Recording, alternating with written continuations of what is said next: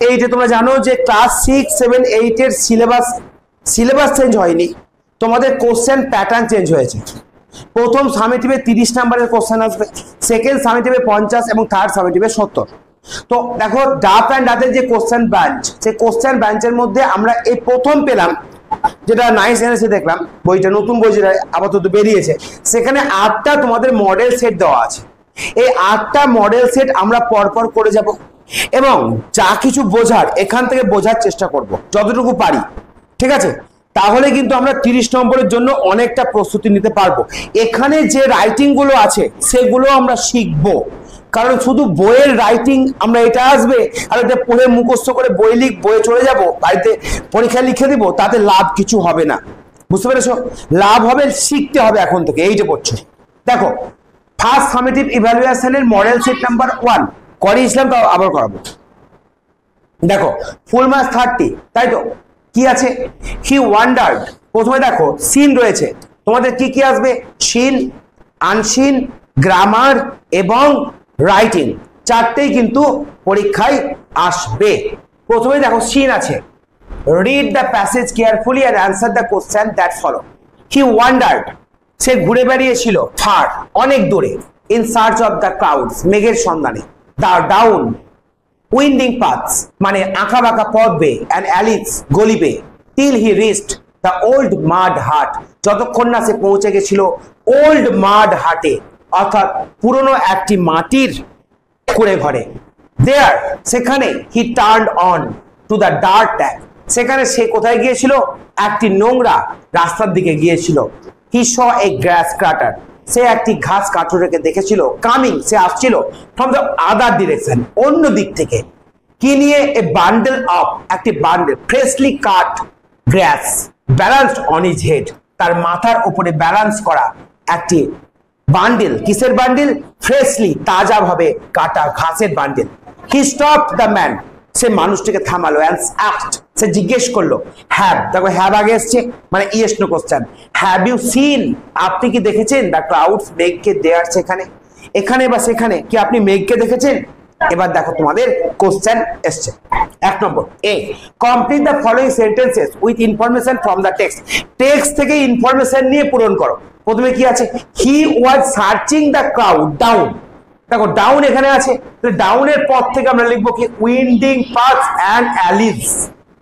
তুমি আরেকটু লিখে দাও, তুমি যদি পুরোটাই কমপ্লিট করতে চাও তার একেবারে তুমি লিখে দাও down winding paths and alleys till he reach the old mud hut. এত দূর পর্যন্ত লিখলে তোমার পুরো সেন্টেন্সটা কমপ্লিট হয়ে যাবে। এখানে ডাউন অব্দি আসে না, তাহলে ডাউন লেখার দরকার নাই, এখান থেকে লিখবা। বুঝতে পেরেছো? তারপরে the grass cutter was carrying, কি বহন করছিল? এইটুকু লেখো, এ bundle of freshly cut glass balance on his head, এইটুকু লিখলেই হয়ে যাবে। বাস, প্রথম complete. 2 number, answer the following questions. Why did he wonder, why মানে কি? হোয়াই মানে কেন, হি মানে সে, ওয়ান্ডার WANDER, ওয়ান্ডার নয়, ওয়ান্ডার মানে অবাক হয়ে যাওয়া, ওয়ান্ডার মানে ঘুরে বেড়ানো। কেন সে ঘুরে বেরিয়েছিল? তাহলে আমরা অ্যান্সার যখন লিখবো প্রথমে কি লিখবো? প্রথমে এখানে সাবজেক্ট আছে কি? হি, তাহলে হি লিখবো। তারপরে কি লিখবো? ওয়ান্ডারের কর্ম ফর্ম করবো। 2 নম্বর, ওয়ান্ডারের সঙ্গে কি করবো? ইডি যোগ করবো, ওয়ান্ডার, সে ঘুরে বেরিয়েছিল। এবার লিখে দাও in search of the clouds, মেঘের সন্ধানে। এখানে লিখে দাও ইন সার্চ অফ, এটা হলো প্রিপোজিশনাল ফ্রেজ, মানে সন্ধানে। কার সন্ধানে? দ্য ক্লাউডস, মেঘের সন্ধানে ঘুরে বেরিয়েছিল। বোঝা গেল? হোয়ার, বলো হোয়ার মানে কি? Where did he reach at last, অবশেষে সে কোথায় পৌঁছেছিল? এই দেখো এইখানে টু দা ডার্ট ট্যাগ। কিভাবে অ্যান্সার লিখবা বলো? প্রথমে কি লিখবা? হি, তারপরে কি লিখবা? রিচড, রিচের পরে কি লিখবা? ইডি যোগ করবা, রিচড। অ্যাট লাস্ট লিখে দাও, কোনো অসুবিধা নেই, অ্যাট লাস্ট লিখলা। এবার লিখে দাও টু লিখবা, কোনো জায়গায় পৌঁছানো টু, কিন্তু রিচের পরে টু হয় না, এটা মনে রাখবা। আমি আগে বলেছিলাম রিচের পরে টু লেখার দরকার। এখানে যদি গো হতো তাহলে টু হতো, কিন্তু রিচ মানেই পৌঁছে যাওয়া, সেই জন্য আর এখানে টু লেখার দরকার হয় না। শুধু যাওয়া নয়, রিচ মানে পৌঁছে যাওয়া, আর গো মানে যাওয়া। তাহলে রিচ মানে এটা বলতে পারো যে রিচ মানে হলো গো প্লাস টু। বুঝতে পারছো ব্যাপারটা? রিচ মানেই হলো গো প্লাস টু। তাহলে রিচের পরে আর টু লেখার দরকার নাই। তাহলে কি লিখবা? হি রিচ অ্যাট লাস্ট কোথায়? দা ডার্ট ট্র্যাক। টু লেখার দরকার নাই, দা ডার্ট ট্র্যাক। বুঝতে পারলা? আমি জানি এটা তোমাদের করিয়েছি, তাও আরেকবার করার কারণ হচ্ছে ভিডিও আসার জন্য। ঠিক আছে, তারপর তোমরা পরের প্রশ্নে চলে যাও। পোয়েম আসে, রাখো এই পোয়েমটা আসবে। হ্যাঁ শিওর থাকো তোমরা, পোয়েমটা আসছে, কিছু আসুক আর না আসুক। When the warm sun, যখন গরম সূর্য, that brings seed time and harvest, যখন সেটা নিয়ে আসে ফসল কাটার সময় এবং বীজ বপনের সময়, has returned again, সে আবার ফিরে এসছে। Till sweet, এটা খুব মিষ্টি, to visit the still wood, খোলা যে উড মানে বন, সেখানে বেড়াতে যাওয়া। Where springs, যেখানে ফোটে, এখানে স্প্রিং মানে বসন্ত নয়, যেখানে ফোটে, কে ফোটে? The first flower of the plain, মানে সমতল ভূমির প্রথম ফুল। I love the season well, আমি এই ঋতুটাকে ভালোবাসি। এই ঋতু আর কেউ নয়, এই ঋতু হলো স্প্রিং। কিন্তু এখানে স্প্রিংস নয়, এটা স্প্রিং। এই স্প্রিং এর দুটো অর্থ, একটা হচ্ছে ফোটা আর একটা হচ্ছে বসন্তকাল। ঠিক আছে, তাহলে কি হলো? সিজন ওয়েল, এই ঋতুটাকে আমি ভালোবাসি। হোয়েন, যখন। ফরেস্ট গ্লেডস, ফরেস্ট গ্লেডস মানে কি বলেছিলাম?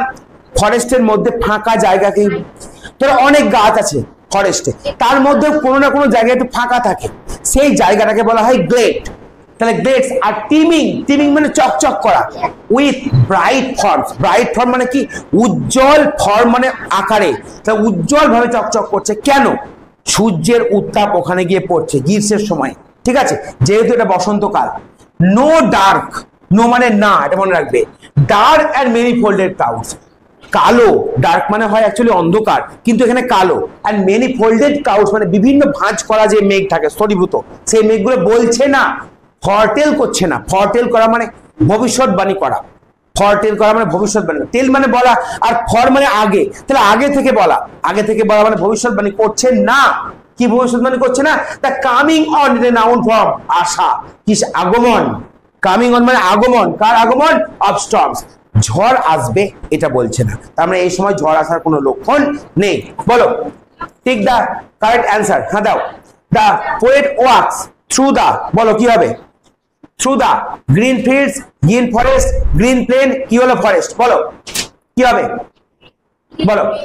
গ্রিন গ্রিন ফরেস্ট হবে। এখানে ফিল্ডের কথা বলেনি, ফরেস্টের কথা বলেছে। 2 নম্বর বলো। The poet loves the season well when forest glades are teeming with bright forms. লক্ষ্য রাখবা যে ওয়ার্ডের সঙ্গে যদি ওয়ার্ড মিলে যায়, অন্য কোথাও যাবে না।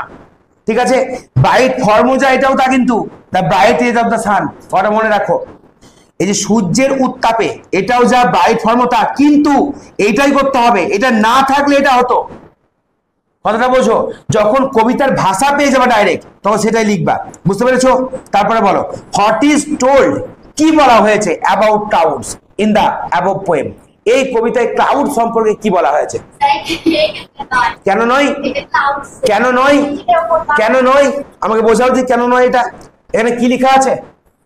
এখানে কি লেখা আছে? What is told about clouds in the above poem, এই above poem কবিতায়, উপরের কবিতায় ক্লাউড সম্পর্কে এটাই বলা হয়েছে যে ক্লাউডস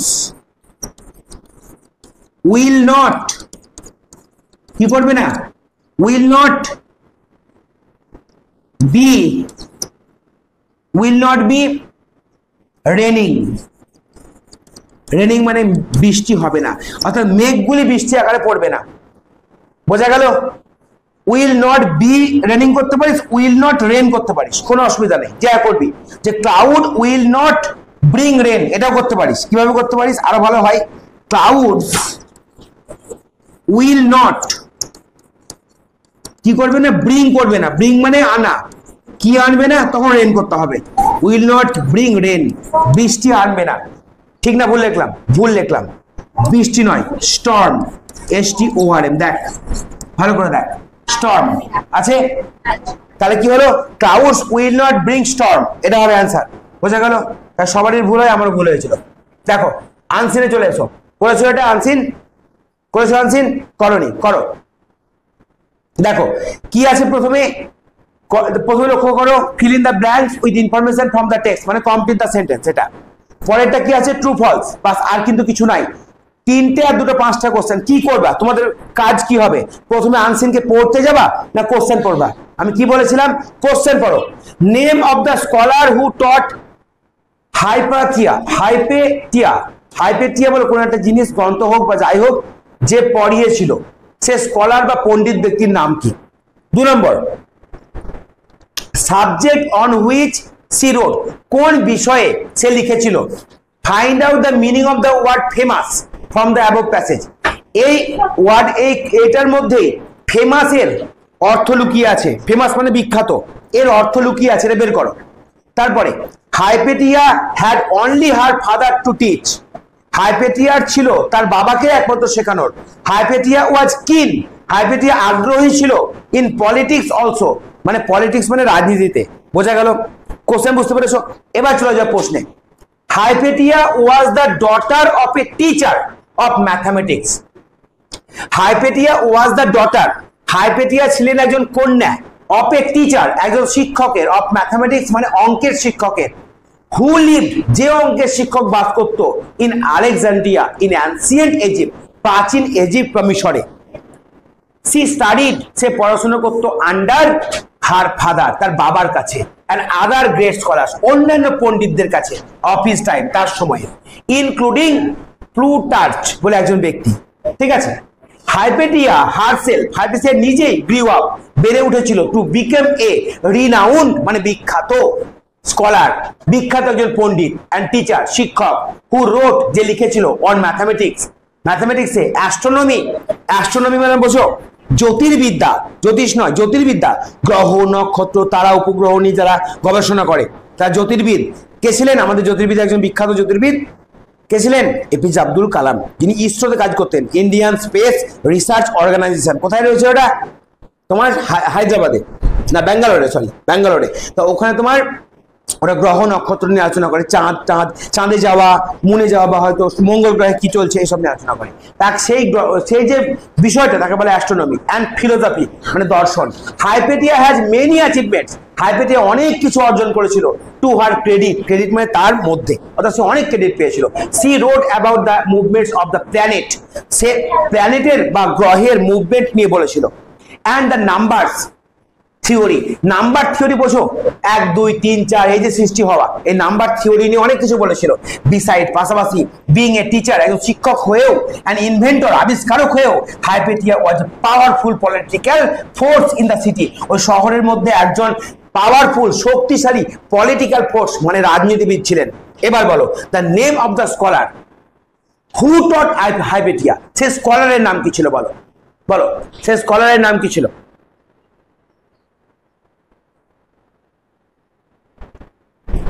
বলো, একজনের নাম পেয়েছো, দেখো এখানে কি নাম পেয়েছো?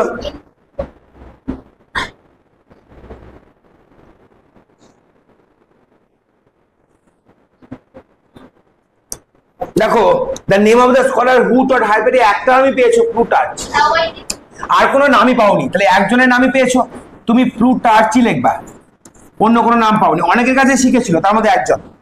সাবজেক্টস অন হুইচ, সাবজেক্টস বিষয় যার উপরে সে লিখেছিল, কোন কোন বিষয়ে লিখেছিল বলো? দেখো রোট অন ম্যাথমেটিক্স, অ্যাস্ট্রোনমি, ফিলোসফি। গণিতের উপরে, অ্যাস্ট্রোনমির উপরে, দর্শনের উপরে, তিনটে জিনিস উপরে লিখেছিল। কে লিখেছিল? এই যে Hypatia. Find out the meaning of the word famous, famous মানে বিখ্যাত, রিনাউন্ড মানে বিখ্যাত। কি হলো? রিনাউন্ড, রিনাউন্ড মানে কি? রিনাউন্ড মানে হলো বিখ্যাত। বোঝা গেল? বোঝা গেল? এবার বলো Hypatia had only her father to teach, হাইপেটিয়াকে শুধু তার বাবাই শেখাতো।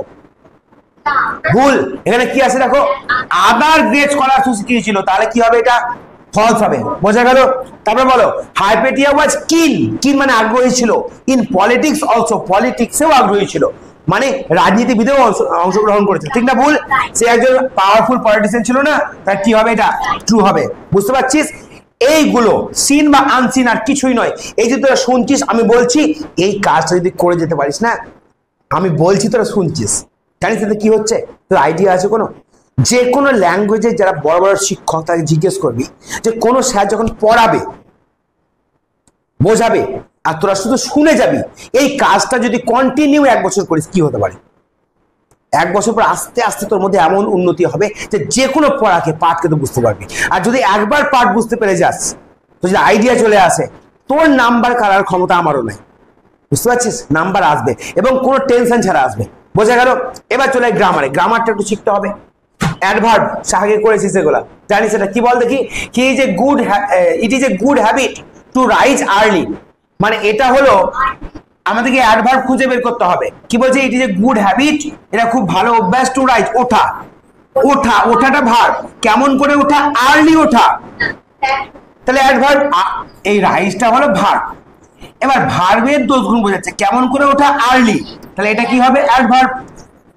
আবার দেখ, হি অফেন কাম, সে আসে, এটা ভার্ব, এটা ভার্ব। কখন আসে? অফেন, প্রায় আসে, অফেনটা কি হবে?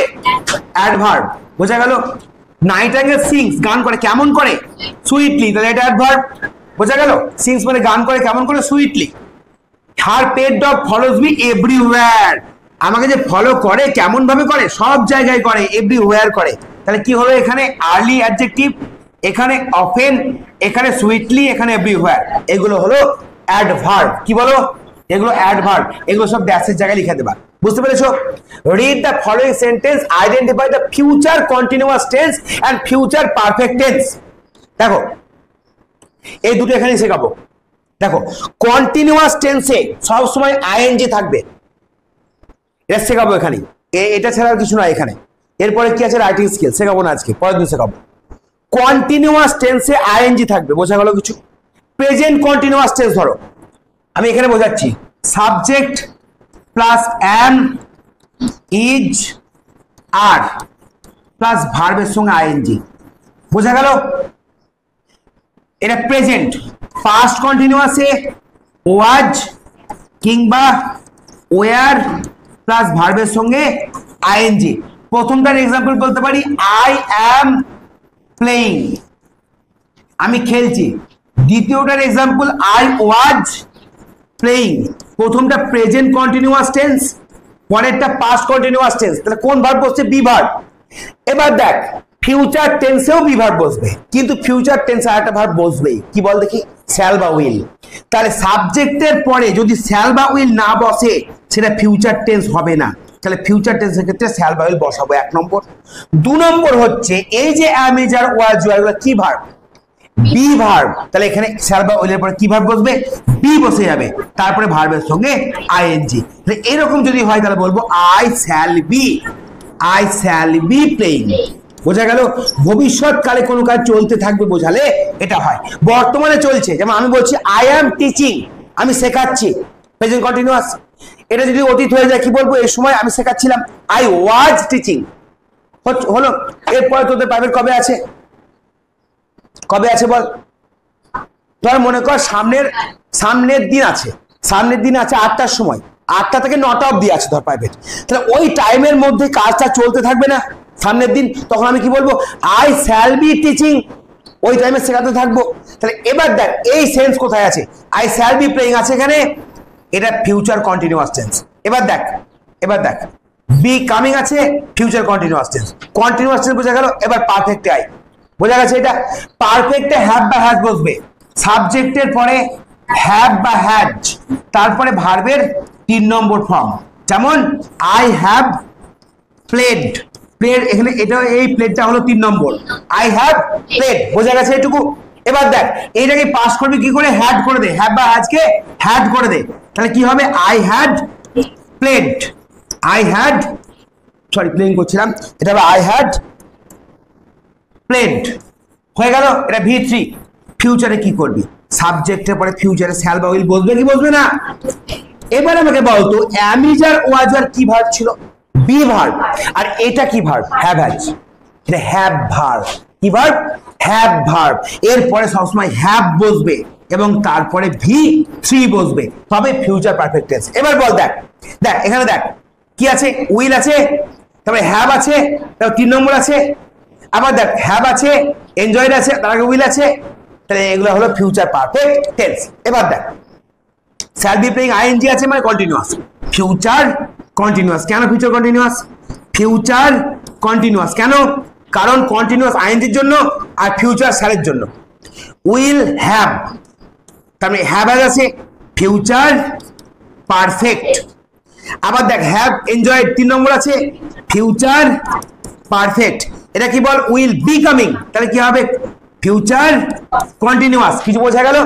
পারফেক্টে হ্যাভ বা হ্যাজ বসবেই, তারপরে V3। পারফেক্টে হ্যাভ বা হ্যাজ বসবেই, তারপরে V3। কন্টিনিউয়াসে আইএনজি ফর্ম বসবেই, তার আগে বি ভার্ব বসবেই। কন্টিনিউয়াস দেখ প্রেজেন্টে অ্যাম ইজ আর আইএনজি, পাস্টে ওয়াজ ওয়ার আইএনজি, ফিউচারে ভাই শ্যাল বা উইল বসবে, কিন্তু বি বসবে আইএনজি বসবে। হয়ে গেল। পারফেক্ট দেখ subject have has V3 present, subject had V3 past, subject shall বা উইল হ্যাভ V3 কি ফিউচার পারফেক্ট। কিছু বুঝতে পারলি তোরা? আইডিয়া এলো? তাহলে এইটুকু আমরা প্রথম পার্টটা আজকে শেষ করলাম। এরপরে রাইটিং আছে, রাইটিংটা পরের দিন আমি বোঝাবো।